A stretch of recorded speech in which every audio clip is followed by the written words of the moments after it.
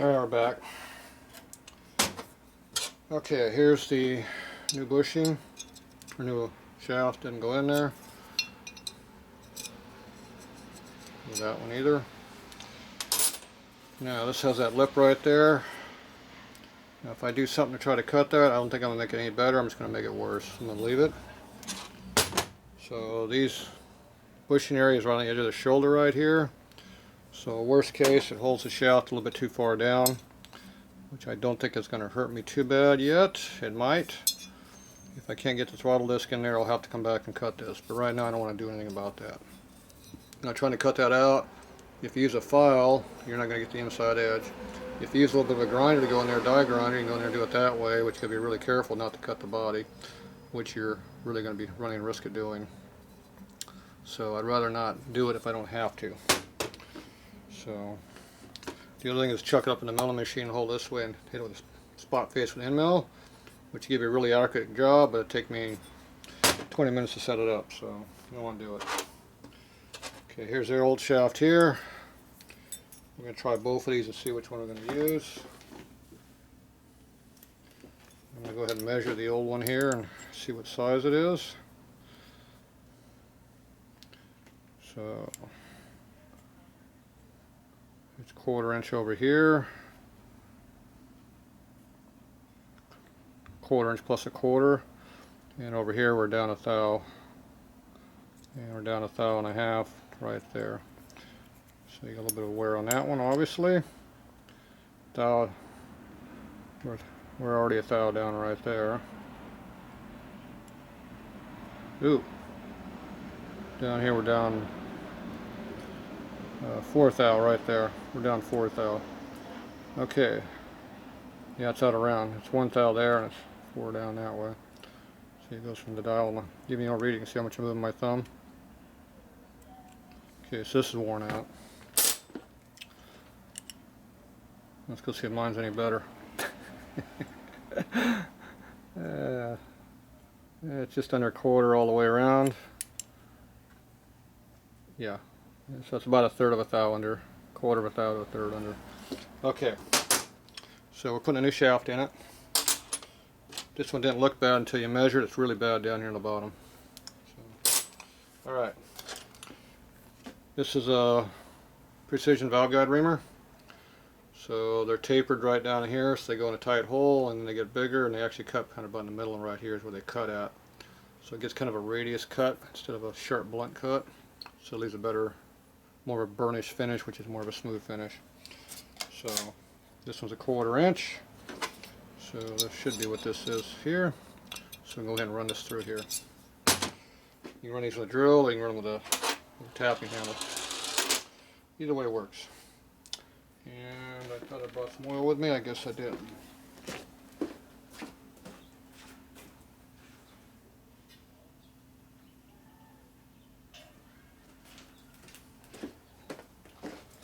Okay, lube this up, and they should cut our holes relatively straight all the way across. Not perfect, but pretty close. In the real world, they bow a lot, so you don't get a true hole. Plus the shafts are not usually straight either, which doesn't help. So we're cutting right now. Just basically high spots, so I'm hitting on. That one cut a little bit, went through where I cut the bushing, and it had nothing.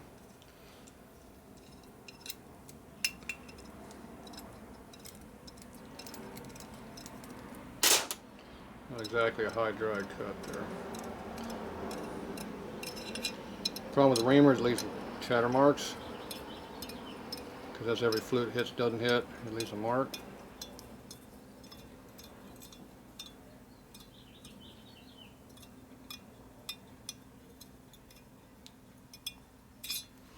Alright, that's all that's going to do. Not much.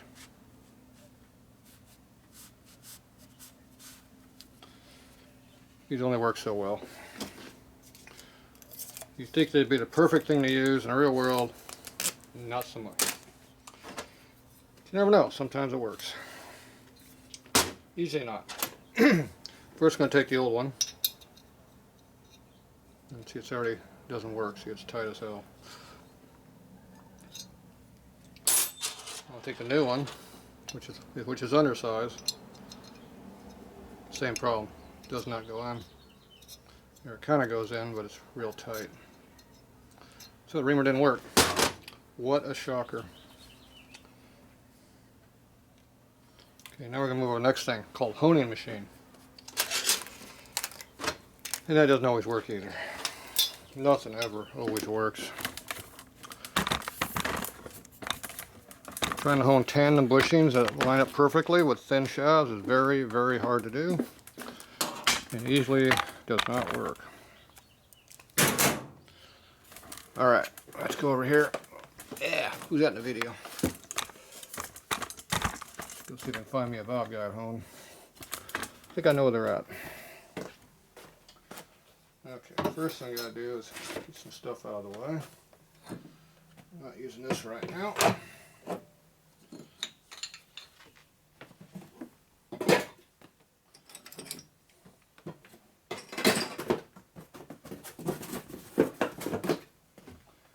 Okay, hone over here. Bing, bang, boom. Close enough. Okay, I bought a bunch of real dinky hones over here for doing dinky ass holes like these. This does not even want to go in the hole. There's nothing in it. No stone. And this should be the 1/4 inch material.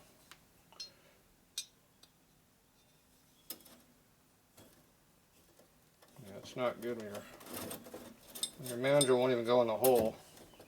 That's not a good sign.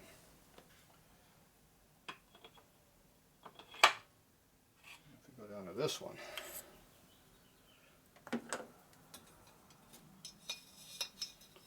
This one does go in. This must be the correct size. The problem with this is the stone's only so long. It's only this long, so it does not go all the way across the whole surface here. So when you go across, it drops off the bushing and won't stay tandem. They don't make a stone long enough for this job. If they did, I would have bought it.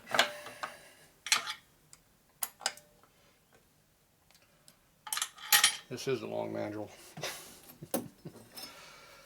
Alright, so we're going to use this and hope for the best.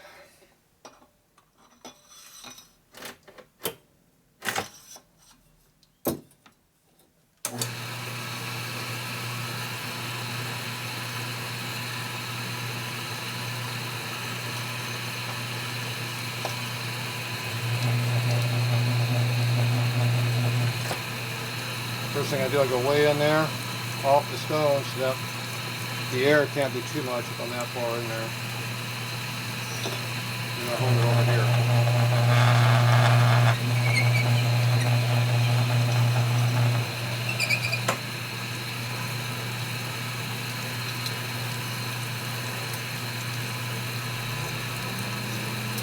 Trying to go in the hole, but not quite. Stops about the same spot.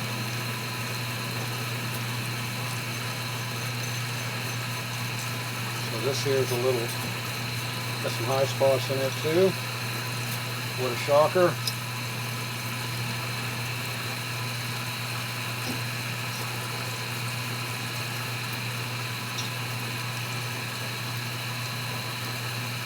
You want to make these too loose, remember that's why we put new bushings in it.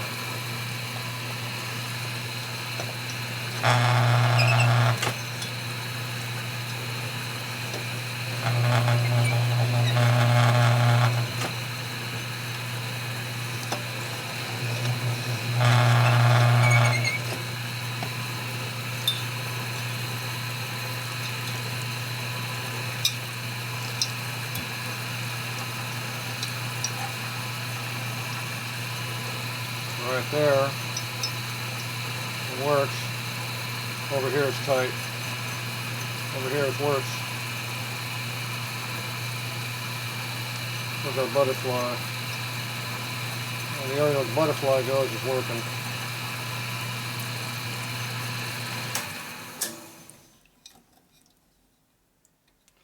we're going to leave it at that. Now this, I have a hone that can hone this.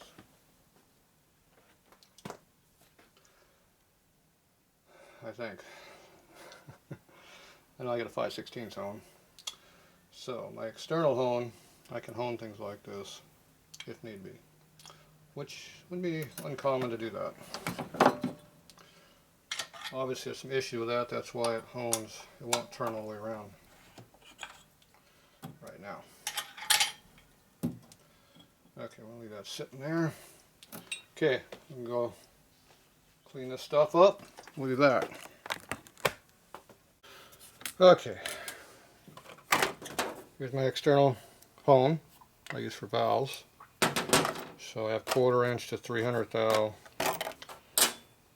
hones in there, which is 7mm or 5/6 inch in this case. This is 5/16. So we're going to pull out our 5/16 ones here.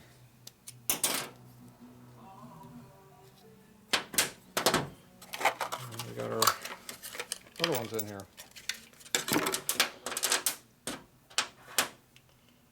We got a couple different sets in here, but looks like all of these are pretty much brand new. This one's been used, so I'm going to use it. So now it's just a matter of putting this into the tool.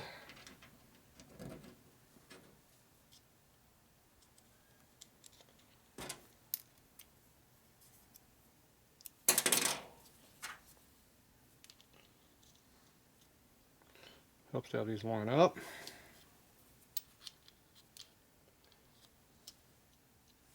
That looks better.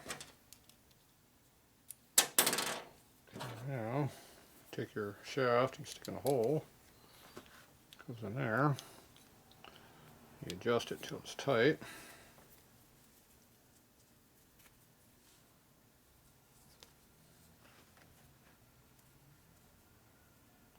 Like that.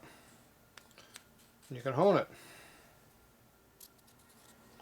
Make it round and straight and true. At least better than what it was. Now, if you hold on this button here to hold it, that's just wedged on there. It rotates and falls off. So we have to hold it on this side over here and then turn all of that. So that's what we're going to go and do. I'm going to do that in a lathe.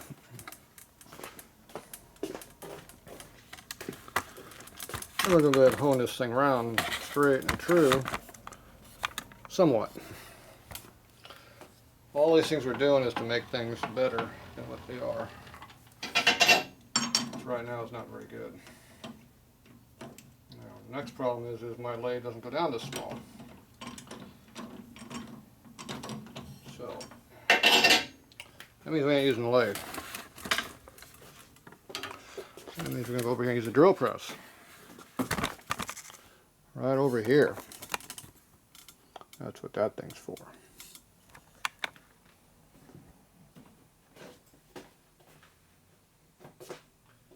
Now what I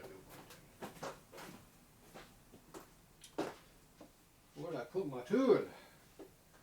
Had it with me. Lost it. Found it.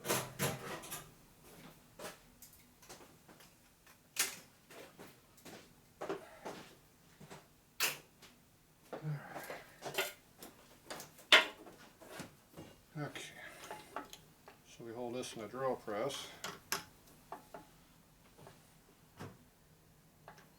Don't need much.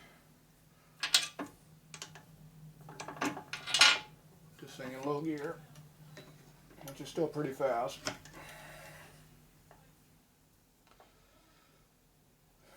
And if anything happens, let go.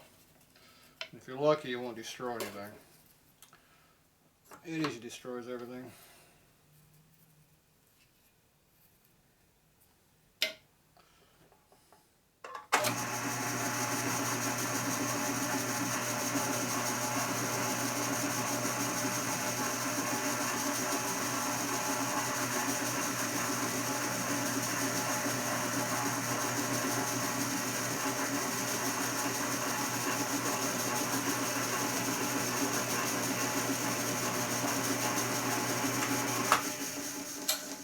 That should be enough. Hopefully. Doesn't take much.